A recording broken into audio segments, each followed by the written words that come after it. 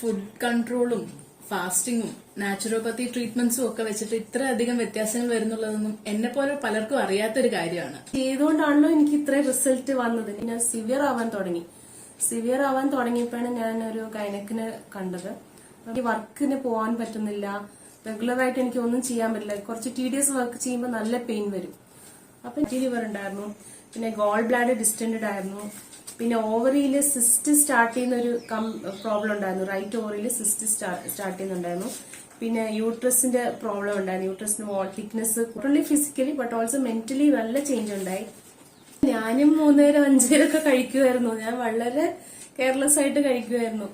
Because fish fry ഭയങ്കര weakness, അത് കഴിക്കുമായിരുന്നു.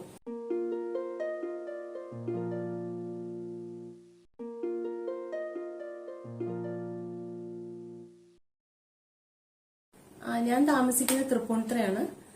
ഞാൻ വർക്ക് ചെയ്യുന്ന ഒരു ഫാർമസ്യൂട്ടിക്കൽ കമ്പനിയിലാണ്, മാർക്കറ്റിംഗ് പേഴ്സൺ ആണ്. അപ്പം നല്ലോണം ട്രാവൽ ചെയ്യുന്ന ഒരു ജോബാണ് ഞാൻ ചെയ്യുന്നത്. പിന്നെ ആ സമയത്ത് ഞാൻ എന്റെ ഹെൽത്തിനെ കുറിച്ച് വളരെ കോൺഷ്യസ് ആയിരുന്നില്ല. ഫുഡ് സമയത്തിന് കഴിക്കുക, വെള്ളം കുടിക്കുക, അതൊരു മേജർ ഇഷ്യൂ ആയിരുന്നു. വെള്ളം ദാഹിച്ചാലും കുടിക്കില്ല, ബിക്കോസ് യൂറിൻ പാസ് ചെയ്യുന്ന പ്രോബ്ലം അങ്ങനത്തെ ആയതുകൊണ്ട് വെള്ളം അധികം കുടിക്കാറില്ലായിരുന്നു. അബീനക്ക് ഏത് തരം ഹെൽത്ത് ഇഷ്യൂസ് ആയിരുന്നു ഉണ്ടായിരുന്നത്? എനിക്ക് സിംറ്റംസ് ആയിട്ടുണ്ടായിരുന്ന അബ്ഡോമൻ പെയിൻ ആയിരുന്നു. ഞാൻ ഒരു സെപ്റ്റംബർ ഫസ്റ്റ് വീക്ക് ഒക്കെ ആയപ്പോഴത്തേക്കും എനിക്ക് ചെറുതായിട്ടൊരു അബ്ഡോമൻ പെയിൻ തുടങ്ങി. അപ്പോഴത്തേക്കും ഞാൻ കുറച്ച് ട്രീറ്റ്മെന്റ് ഒക്കെ ചെയ്തു. എന്നിട്ട് അത് മാറിയില്ല. പിന്നെ സിവിയർ ആവാൻ തുടങ്ങിയപ്പോഴാണ് ഞാൻ ഒരു ഗൈനക്കിനെ കണ്ടത്. അപ്പൊ മാഡം ഒരു യൂറിനറി ടെസ്റ്റ് ചെയ്യാൻ പറഞ്ഞപ്പോൾ എനിക്ക് യൂറിനറി ഇൻഫെക്ഷൻ നല്ലോണം ഉണ്ടായിരുന്നു. അപ്പൊ അതിന് ആന്റിബയോട്ടിക്സ് പ്രിസ്ക്രൈബ് ചെയ്തു. പിന്നെ ഇത് മാറുമ്പോഴത്തേക്കും ഒന്ന് സ്കാൻ ചെയ്തേക്കാൻ പറഞ്ഞു. അപ്പൊ ഞാനത് ആന്റിബയോട്ടിക്സ് കഴിച്ചപ്പം കുറച്ച് ദിവസം റിലീഫ് ഉണ്ടായിരുന്നു. പിന്നെ എഗെയിൻ ആ പെയിൻ സിവിയർ ആയി ഒരു 1 മന്ത് കഴിഞ്ഞപ്പോൾ എഗെയിൻ ആ പെയിൻ വന്നു. ആ പെയിൻ വന്നപ്പോഴാണ് ഞാനൊന്ന് സ്കാൻ ചെയ്തേക്കാന്ന് പറഞ്ഞ് ഞാൻ സ്കാൻ ചെയ്തു. അതിന്റെ ഡീറ്റെയിൽ ആയിട്ട് സ്കാൻ ചെയ്ത് കഴിഞ്ഞപ്പോഴത്തേക്കും കുറച്ച് ഇഷ്യൂസ് ഞാൻ കണ്ടു. എനിക്ക് കുറച്ച് മാർക്കറ്റിംഗ് ഫാർമസി കമ്പനിയായിട്ട് കുറച്ചത് മനസ്സിലാവുമല്ലോ. അപ്പോഴും ഞാൻ എഗെയിൻ മാഡത്തിന് പുള്ളിക്കാരിയെ കണ്ടിരുന്നു. അപ്പം മാഡം കുറച്ച് സപ്ലിമെന്റ്സ് തന്നു. സപ്ലിമെന്റ്സ് കഴിച്ചു കഴിഞ്ഞാൽ കുറച്ച് 1 മന്ത് കണ്ടിന്യൂ ചെയ്താൽ അത് മാറും എന്ന് പറഞ്ഞു. പക്ഷെ എനിക്കൊരു പെയിൻ ഇങ്ങനെ വന്നുകൊണ്ടിരിക്കുന്നുണ്ട്. എനിക്ക് വർക്കിന് പോകാൻ പറ്റുന്നില്ല, റെഗുലറായിട്ട് എനിക്ക് ഒന്നും ചെയ്യാൻ പറ്റില്ല. കുറച്ച് ടീഡിയസ് വർക്ക് ചെയ്യുമ്പോൾ നല്ല പെയിൻ വരും. അപ്പൊ ഞാൻ ഉടനെ തന്നെ എനിക്ക് ഒരു സച്ചിന മാഡത്തിന് ഓർമ്മ വന്നു. സച്ചിന മാഡം എനിക്ക് പ്രീവിയസ് ആയിട്ട് കുറച്ച് നാൾ മുന്നേ ഒരു 2011 എനിക്ക് മാഡത്തിനെ കണ്ട എക്സ്പീരിയൻസ് ഉള്ളത്. ബിക്കോസ് ഞങ്ങളുടെ അസോസിയേഷനിൽ മാഡം ക്ലാസ് എടുക്കാൻ വന്നിട്ടുണ്ടായിരുന്നു പണ്ട്. അപ്പൊ എനിക്ക് ആ മാഡം പണ്ടൊരു ഹെൽത്ത് ഇഷ്യൂസ് ഉണ്ടായിരുന്നപ്പോൾ അത് ഫുള്ളി റെക്ടിഫൈ ചെയ്ത് തന്നതാണ്. അപ്പൊ എനിക്ക് പെട്ടെന്ന് മാഡത്തിനെ കണ്ടാൽ എനിക്ക് എന്റെ പ്രോബ്ലം കംപ്ലീറ്റ് ആയിട്ട് സോൾവ് ആവുമെന്ന് എനിക്ക് തോന്നി. അപ്പോഴാണ് അങ്ങനെ ഞാൻ മാഡത്തിനെ അപ്രോച്ച് ചെയ്യുന്നത്. ഈ സപ്ലിമെന്റ്സ് എന്ന് പറഞ്ഞ എന്താ സത്യത്തിൽ ഉദ്ദേശിച്ചത്? ഗൈനക്കോളജിസ്റ്റ് എന്നു പറഞ്ഞത് അത് സപ്ലിമെന്റ്സ് ഉദ്ദേശിച്ചത് ഹോർമോണൽ സപ്ലിമെന്റ്സ് ആണ്. കൃഷ്ണമാമിനെ കാണാൻ പോയപ്പോൾ സ്കാൻ റിപ്പോർട്ട്സ് ഒക്കെ ഉണ്ടായിരുന്നോ കയ്യില്? അതൊക്കെ ആയിട്ടാണോ പോയത്? തീർച്ചയായിട്ടും മാഡത്തിനെ കാണാൻ പോയപ്പോ ഞാൻ എന്റെ ഫുൾ ഹിസ്റ്ററി, എന്റെ ബ്ലഡ് ടെസ്റ്റ് റിസൾട്ട്സ്, ഇൻഫെക്ഷന്റെ ഡീറ്റെയിൽസും, പിന്നെ സ്കാൻ റിപ്പോർട്ട്സ്, പിന്നെ ഞാൻ കഴിച്ചിരുന്ന മെഡിസിൻസ് എന്തൊക്കെയാന്ന് എല്ലാ ഡീറ്റെയിൽസ് ആയിട്ട് മാഡത്തിനെ കാണാൻ പോയത്. മാഡം എനിക്ക് ഇൻഫെക്ഷന്റെ ട്രീറ്റ്മെന്റ് ആണ് ഫസ്റ്റ്, അത് സോൾവ് ചെയ്യാം, അതിന് ട്രീറ്റ് ചെയ്യാന്ന് പറഞ്ഞിട്ട് അതിന്റെ ഒരു 7 days ട്രീറ്റ്മെന്റ് ആണ്. പിന്നെ ഈ പെയിൻ വരുന്നതിന്റെ ട്രീറ്റ്മെന്റും അതാണ് മാഡം പ്രിസ്ക്രൈബ് ചെയ്തത്.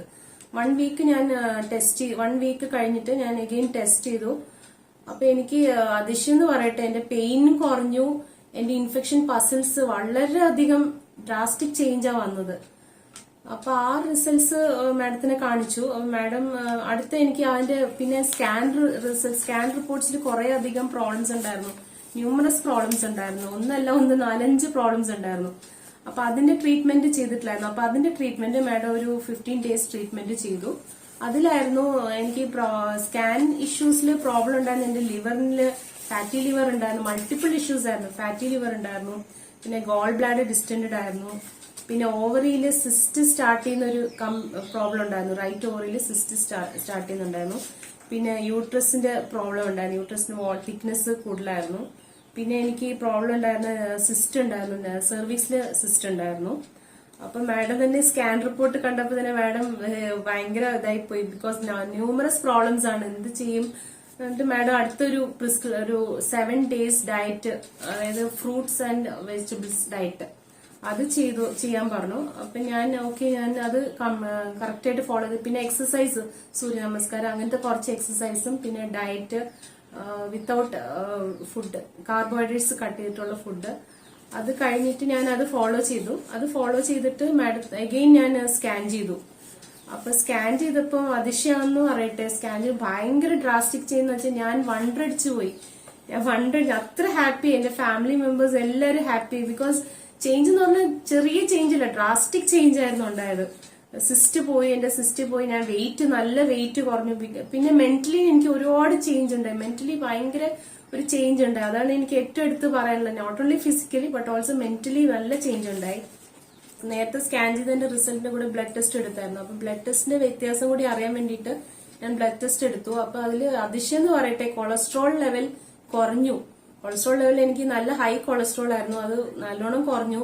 തൈറോയിഡ് ചേഞ്ച് ആയി, തൈറോയിഡ് നോർമൽ ലെവലിലേക്ക് വന്നു. HB ലെവൽ കൂടി. അത്രയും ചേഞ്ചസ് എനിക്ക് വന്നു. വളരെ ഹാപ്പിയായി ഞാൻ എന്തായാലും.